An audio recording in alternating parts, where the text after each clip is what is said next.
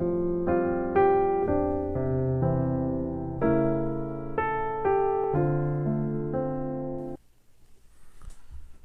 우리 기도하심으로 피우다 시작하겠습니다. 하나님 감사합니다. 오늘도 우리를 말씀 앞에 불러주시고 이렇게 주의 말씀을 묵상하게 하시니 감사합니다. 오늘부터 특별히 디모데후서가 시작되는데요. 그 영적으로 낳은 아들 디모데를 향한 디모데에게 보낸 그 바울의 이 마지막 서신서가 오늘 우리에게 그 바울이 가진 믿음의 유산을 우리가 갈망하고 또 우리도 그 뒤를 따라 온전한 그리스도인으로 살아가는 방식을 배우고 참 그리스도인이 무엇인지 묵상하는 귀한 시간들이 되게 하여 주시옵소서. 감사합니다. 예수님 이름으로 기도드립니다. 아멘. 네, 우리 디모데후서 1장 디모데후서 1장 1절에서 7절까지 함께 살펴보겠습니다. 하나님의 뜻으로 말미암아 그리스도 예수 안에 있는 생명의 약속대로 그리스도 예수의 사도된 바울은 사랑하는 아들 디모데에게 편지하노니 하나님 아버지와 그리스도 예수 우리 주께로부터 은혜와 긍휼과 평강이 내게 있을지어다. 내가 밤낮 간구하는 가운데 쉬지 않고 너를 생각하여 청결한 양심으로 조상적부터 섬겨오는 하나님께 감사하고 내 눈물을 생각하여 너 보기를 원함은 내 기쁨이 가득하게 하려 함이니 이는 내 속에 거짓이 없는 믿음이 있음을 생각함이라. 이 믿음은 먼저 내 외조모 로이스와 내 어머니 유니게 속에 있더니 내 속에도 있는 줄 확신하노라. 그러므로 내가 나의 안수함으로 내 속에 있는 하나님의 은사를 다시 부릴 듯하게 하기 위하여 너로 생각하게 하노니 하나님이 우리에게 주신 것은 두려워하는 마음이 아니요 오직 능력과 사랑과 절제하는 마음이니. 오늘부터 이제 저희가 이제 디모데후서를 살펴보게 되는데요. 저희가 그 디모데 전서를 욥기 묵상하기 직전인 그 올해 9월 달에 디모데 전서를 함께 살펴봤고 오늘부터 이제 디모데 후서를 보게 되는 거죠. 그러니까 디모데 전서 본지 몇 달 안 됐으니까 6개 바로 직전이었으니까 배경은 대충 기억이 나시겠죠? 네. 그 목회 서신에 대해서 그때 설명했었는데 이것에 관해서 뭐 따로 설명하지 않겠고 오늘 이 디모데 후서도 그러니까 영어로는 이제 디모데 전서가 디모데 1, 디모데 후서가 디모데 2 이렇게 되어 있는 거죠. 디모데 후서는 디모데 2인 거예요. 그러니까 같은 목회 서신이고요. 그래서 목회 서신에 관해서는 따로 설명드리지 않겠고 궁금하신 분들은 그 저희 피우다 채널 가셔서 디모데 전서 처음 시작하는 영상 참고하시면 좋을 것 같아요. 자, 디모데 후서는 자신의 사랑하는 영적인 아들이며 에베소 교회의 목회자인 디모데에게 보내는 두 번째 편지입니다.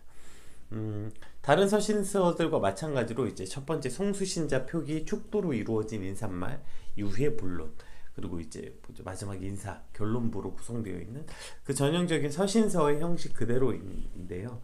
오늘 이제 특별히 디모데 후서가 똑같은 형식이고 뭐 디모데 전서 1, 2 뭐 그거 말고는 특별한 게 있나 싶은데 이것을 다른 서신서보다 특별하게 여기는 이유가 있어요. 디모데후서는 좀 바울 서신 중에 좀 특별함을 갖게 돼요. 그게 왜 그러냐면 이게 작성된 시기 때문에 그렇습니다. 그러니까 디모데 전서가 작성된 시기는 바울이 1차 로마 감옥에 투옥되었다 나온 후에 작성되었고 지금 이 디모데후서는 2차 로마 감옥에 투옥된 상태에서 작성된 편지인데요. 문제는 그 1차 투옥과 2차 투옥이 완전히 성격이 다릅니다. 1차 투옥은 가택연금 상태로 투옥돼 있었어요.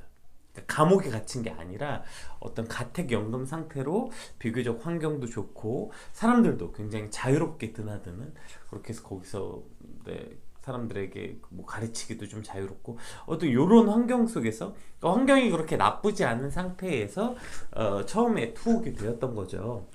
그리고 이제 무엇보다 그렇게 가택연금 상태로 갇힌 이유는 곧 풀려날 것을 알고 있었어요. 그러니까 곧 풀려날 거기 때문에 가택연금 상태로 연금한 거죠. 그러니까 무슨 큰 죄를 졌거나 절대 풀려날 수 없으면 절대로 가택연금 상태로 투옥되지 못했겠죠. 자, 그렇게 해서 이제 가택연금 상태로 그 안에서도 활발하게 사역을 하다가 이제 나온 거고요.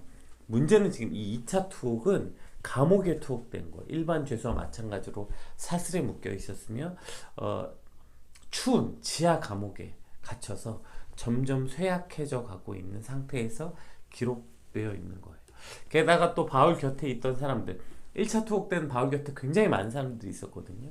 근데 이때는 그 의원이었던 누가를 제외하고는 모두 다 이런저런 이유로 다 떠난 상태였죠. 그러니까 지금 바울은 이 2차 투옥된 상태에서 그 차디찬 지하 감옥에서 죽어가고 있는 겁니다. 외로이. 네. 누군가 곁에 아무도 없는 상태에서 그렇게 이제 어떻게 보면 조금 비참한 말년을 맞이하고 있는 거죠. 네.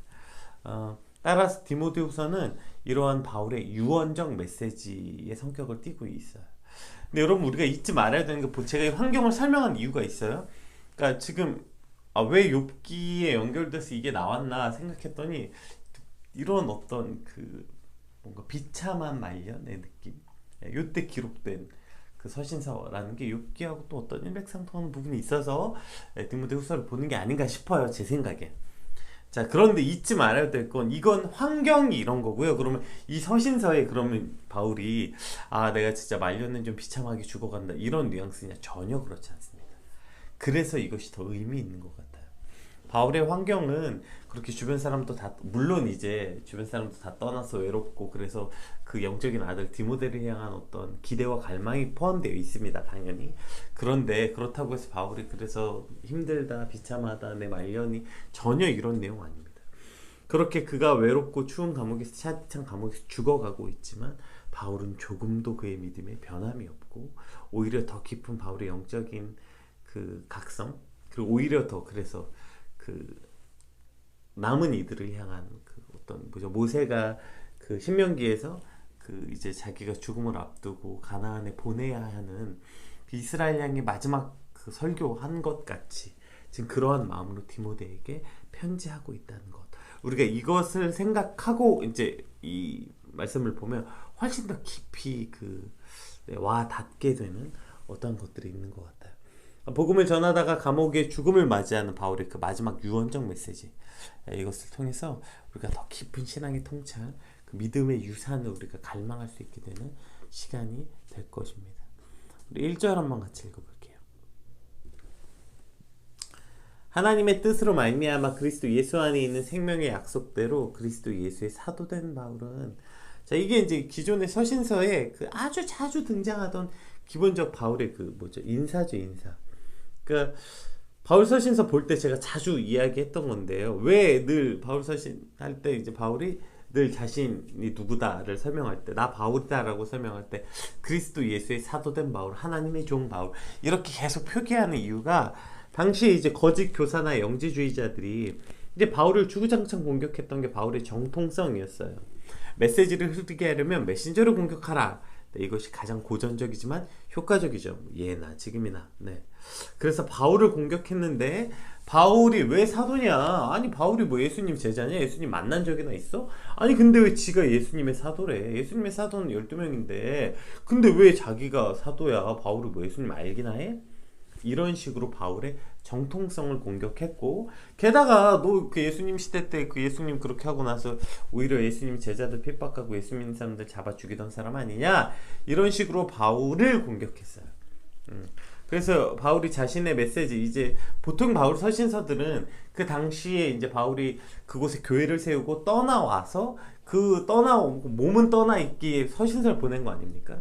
그래서 그들의 그 어떤 이단의 경계와, 대부분 바울 서신서는 거짓 선지자, 거짓 교사들에 대한 경계의 내용이 많이 들어가 있기 때문에, 그래서 말하는 거야, 바울이. 이건 내 말이 아니다. 나는 그래서 그들의 공격에 반발하기 위해서가 아니라 바울이 지금 하고자 하는 메시지를 보호하고자 하기 위해서 자신이 누군지를 밝히고 있었던 거죠.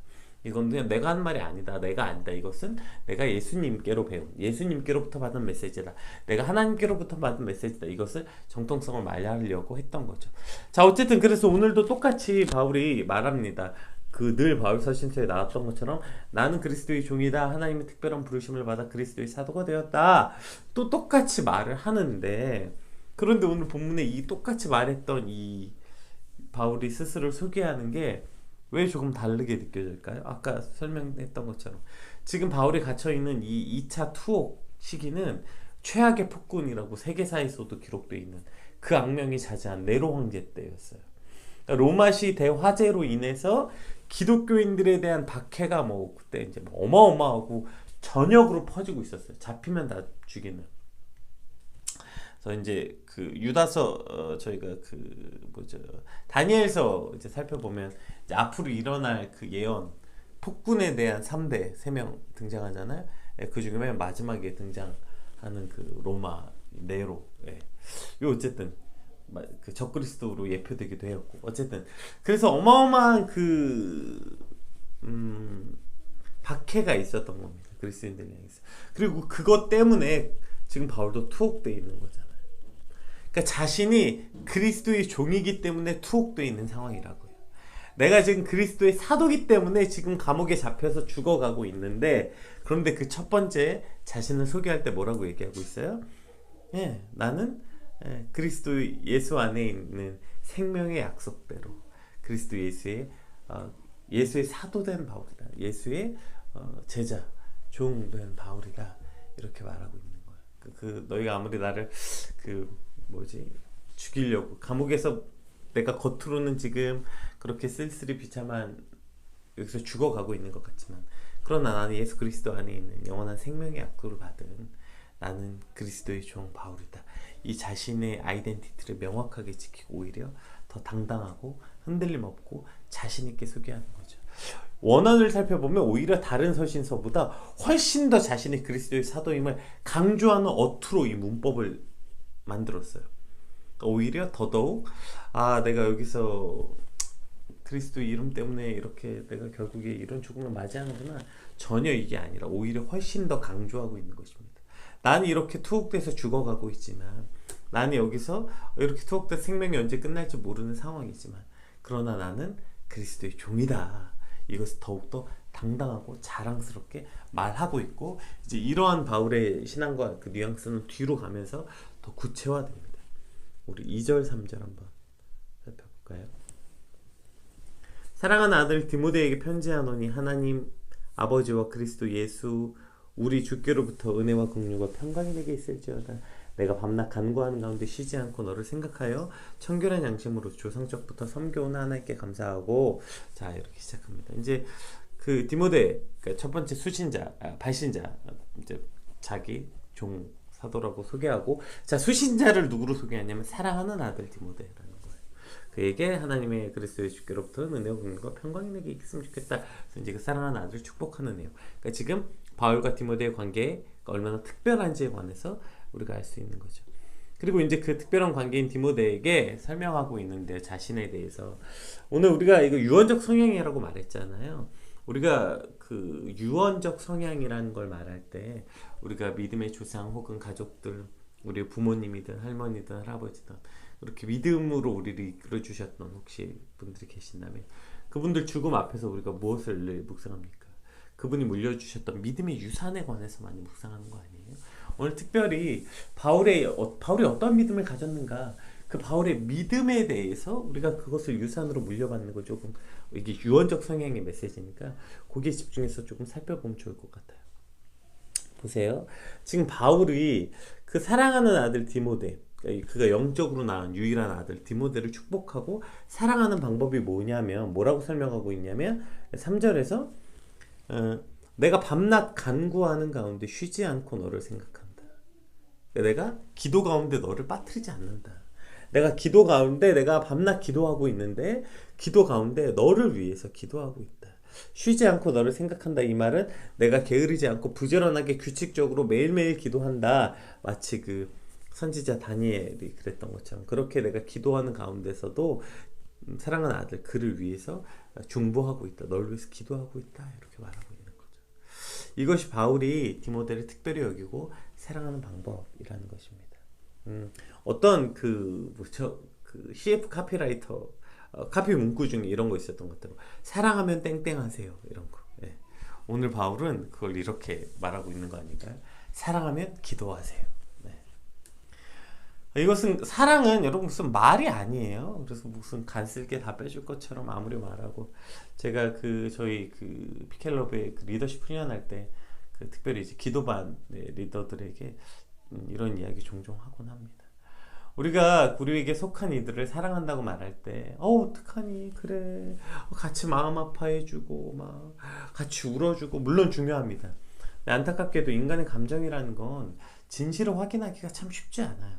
우리가 잘 아는 것처럼 우리는 TV를 보고도 설레고, TV를 보고도 그게 거짓이고 허구인 걸 압니다.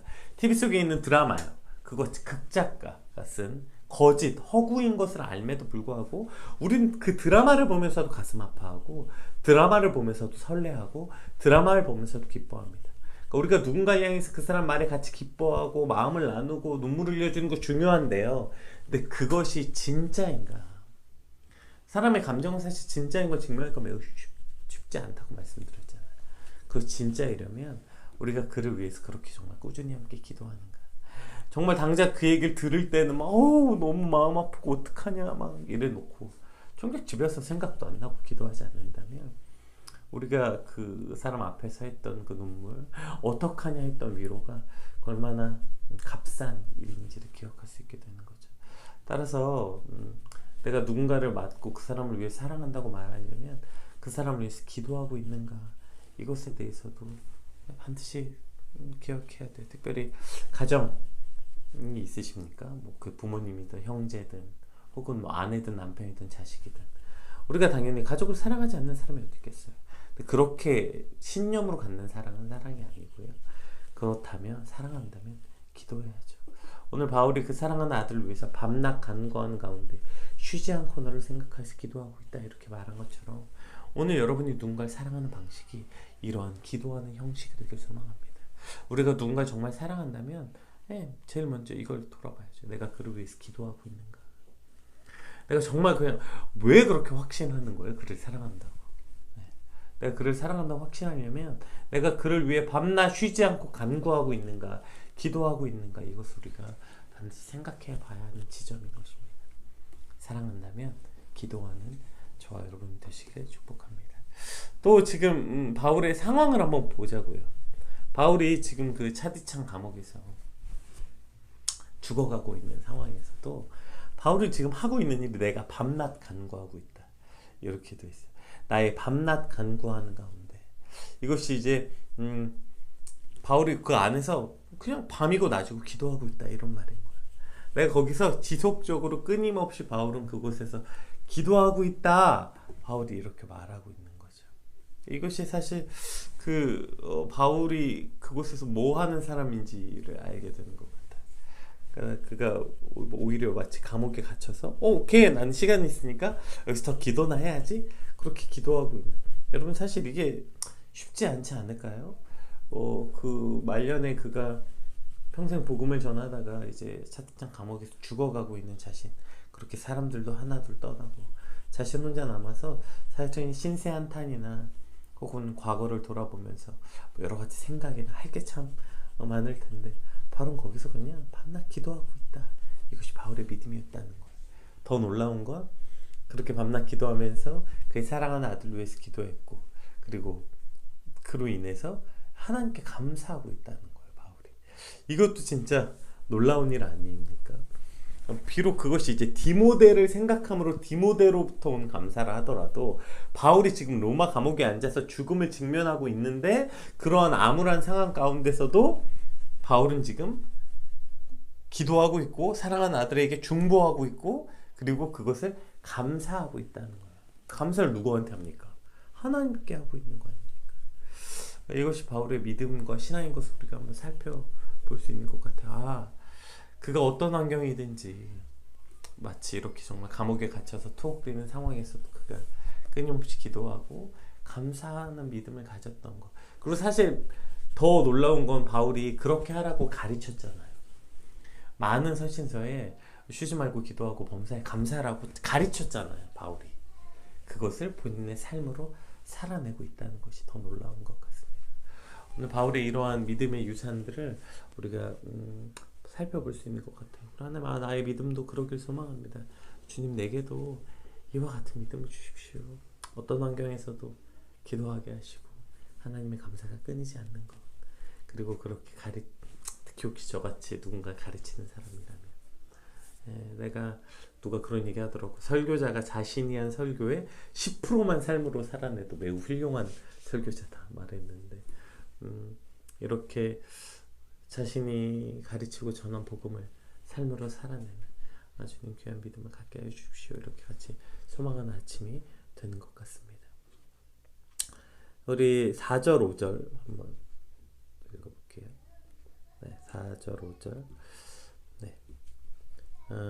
내 눈물을 생각하여 너 보기를 원하면 내 기쁨이 가득하게 하려미니 이는 내 속에 있는 거짓 없는 믿음이 있음을 생각함이라. 이는 이 믿음 먼저 내 외종 로이스와 내 어머니 유니게 속에 있더니 내 속에 있는 줄을 확신하노라. 자, 지금 이제 바울의 사람이 이제 하나둘 떠났다고 했잖아요. 그래서 내 눈물을 생각하여 너를 보기 원한다. 여기서 내 눈물, 디모데의 눈물이 뭘까? 그래서 이제 여러 가지 이야기가 있는데 보통 전통적으로는 여기서 디모데의 눈물이 바로 그 대부분의 학자들이 동의하는데, 이제 사도행전 20장 37절에 그 다 크게 울며 바울의 목을 안고 입을 맞추고, 그러니까 바울이 이제 그 에베소 성도들과 작별할 때 밀레도에서 흘렸던 눈물, 그렇게 바울이 이제 마지막으로 이제 떠나면 다시 못 볼 수도 있는 상황에서 작별하면서 그들과 함께 그 마지막 석별의 정을 나누었던 그 눈물, 그것이 생각났다는 겁니다. 이제 바울이 맨 마지막에 참 마음이 아프죠. 그 사랑하는 아들을 지금 갈망하고 있는 겁니다. 그 감옥에서 내가 너를 보길 원한다. 너를 만나서 이 고통 가운데서 그래도 너를 통해서 내가 기쁨을 얻기를 원한다. 그러니까 이런 어떤 욕망, 그 바울의 소망을 볼 수 있게 되는 거죠. 그 디모데가 얼마나 바울에게 특별했는지, 그리고 그 디모데를 얼마나 갈망하고 있는지 만나는 것, 이런 것을 지금 디모데를 만남으로 그런 큰 기쁨을 누리고자 했다는 바울의 그 첫 번째 동기와 마음이 들어있고, 물론 이제 뭐 그것이 이제 디모데뿐 아니라, 그러니까 그것이 디모데가 왜 만나기로 하냐면 디모데의 거짓 없는 믿음, 그것을 통해서 기쁨을 얻고 싶다는 거예요. 다른 사람들은 다 날 떠나고 어쩌고 했지만 너는 그렇지 않을 거다라는 믿음이 있는 거죠. 그것은 단지 너뿐 아니라 너희 그 조상으로부터 온 그런 믿음이다. 어쨌든 이렇게 지금 바울이 디모데의 그 믿음을 통해서 보기를 원한다. 이게 첫 번째 바울이 지금 디모데를 왜 만나기를 원하는지, 이게 첫 번째 목적이고, 이제 두 번째 6절 7절, 이게 이제 사실 5절까지가 그 뭐죠, 인사말, 이거 사실 6절부터 이제 본론인데요.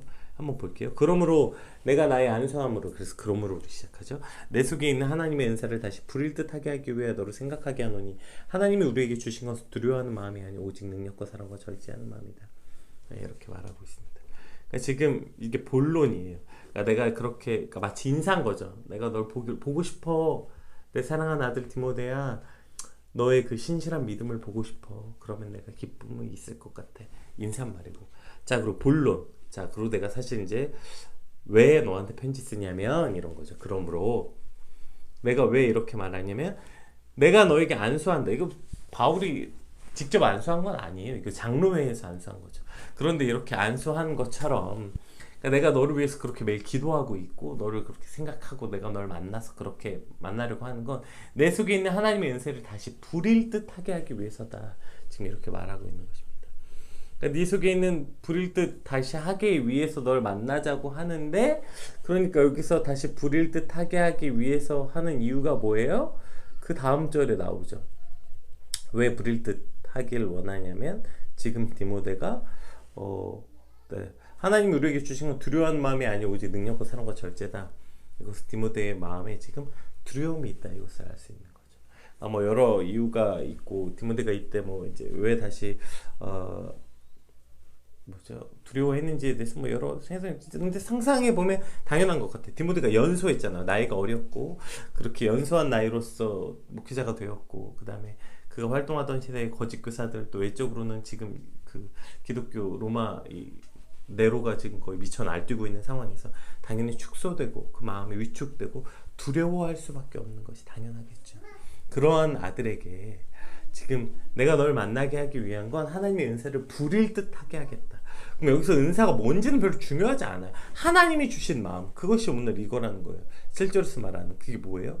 두려워하는 것이 아니라 오직 능력과 사랑과 근신하는 마음, 이것이, 그러니까 오직 사랑과 능력과 사랑과 절제하는 마음, 이것이 오늘 우리에게 주시는 마음이다. 그러니까 내가 너를 만나기를 원하는 것은 내가 너를 만남으로 그러한 사명, 다시 그 은혜가 은사가 우리 안에 그 불안함이 아니라 하나님 주신 능력이 다시 소망하고 소생되기를 원한다. 그것 때문에 우리를 만나기를 원한다. 지금 이렇게 말하고 있는 것입니다. 사실 두렵다는 것은 믿음의 정말 가장 큰 적인 것 같아요. 두렵기 때문에 실수하고 우린 두려워서 인간적 방법을 찾고 참 이상하죠. 두려울수록 하나님께 나아가야 하는데 참 신기하게도 이 두려움은 사단도 하나님도 같이 사용하는 도구가 되는 것 같아요. 하나님은 두려움을 통해서 하나님께 나아오기를 원하지만 사단은 어떻게든 그 두려움을 통해서 우리를 넘어뜨리려 하는 마치 시험과 테스트와 템테이션 같은 관계인 것 같습니다. 그래서 하나님이 원하시는 건 두려워하는 마음이 아니다. 그러니까 이 상황 때문에 두려워하지 말고 내가 너를 만남으로 그 네 안에 있는 그 다시 네 속에 있는 하나님의 은사를 부릴 듯 리플레시 하길 원한다. 다시 한번 너가 두려워서 그렇게 위축되지 말고 우리가 함께 만나서 그 은혜를 다시 불타오르게 하는 것. 그 은혜가 뭡니까? 두려워하는 마음이 아니라 능력과 사랑과 근신하는 마음, 능력과 사랑과 절제하는 마음, 이것이라는 거죠. 그래서 스스로를 잘 통제하고 스스로를 잘 절제하고 그렇게 하나님께 나아가는, 두려워하지 말고 그렇게 나아가는 방법에 대해서 지금 제시하고 있는 것입니다. 이것은 오늘 우리에게 제시하는 믿음뿐 아니라 오늘 우리가 이걸 좀 소망했으면 좋겠어요. 하나님, 오늘 우리가 누군가를 만날 때 그 사람 만나서 사실 두려움을 주는 사람이 있는 것 같아요. 나는 별 생각 없었는데 그 사람 만나면 두려움과 걱정이 생겨요. 야, 요즘에 이런 거 있대. 세상에 이런 어려움이 있대. 야, 너 그렇게 살면 안 돼. 이렇게 두려움을 주는, 참 그리스도인이라고 말하면서도 그런 두려움을 준다는 게 참 안타깝지 않나요?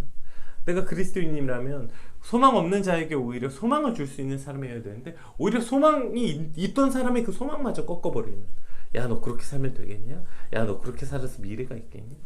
이런 말하는 존재들이 아니라 오늘도 우리 주변에 얼마나 수많은 두려움을 가진 자들이 있습니까? 두려움에 떠는 사람들이 있습니까? 두려워서 위축되어 있는 사람들이 있습니까?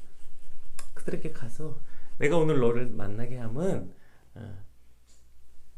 우리 안에 그 주셨던 하나님의 은사, 하나님의 사랑, 하나님의 사명이 다시 불일 듯 하게 하기 위함이다. 그래서 오늘 우리를 만나는 사람들이 그러한 하나님의 사랑이 다시 불일 듯 리플레시 되고 불일 듯 다시 살아나는 그런 시간이 되길 소망합니다. 그래서 누군가를 만났을 때 두려워하지 마. 하나님 주신 마음이 아니야. 하나님 주신 마음은 능력과 사랑과 절제하는 거, 이거야. 이렇게 누군가에게 소망을 주고 두려움이 아니라 다시 그 마음에 불일 듯 일어나는 하나님의 갈망과 소망을 주는 자가 되었으면 좋겠습니다. 이렇게 갈망하고 오늘 이것을 사명으로 살아내는 저와 여러분이 되길 주님으로 축복합니다. 우리 받은 말씀 놓고 함께 같이 기도합시다. 하나님, 오늘 사도 바울의 이 유언적 성향의 메시지를 통해서 주님, 우리의 소망이 바울과 같은 저런 믿음을 갖게 하여 주시옵소서. 우리도 그렇게 밤낮 간구하고 그 어떤 환경 가운데서도 하나님께 감사하는 걸 잃지 않는 삶, 자기 코가 석자이고 죽어가면서도 바울이 여전히 그 마음 가운데 있는 소망은 바울을 만난 이들에게 은사를 다시 부릴 듯하게 하기 위한 이 사명, 주님, 이것 오늘 우리도 품고 살고 오늘 우리를 만난 자들에게 그렇게 주의 소망을 전하는 자가 되게 하여 주시옵소서. 어떤 환경 가운데서도 예수 그리스도의 사도, 예수 그리스도의 종된 우리의 신분을 자랑스럽게 여기며 하루를 살게 하여 주시옵소서. 우리 같이 받은 말씀 놓고 기도하겠습니다. 기도합시다.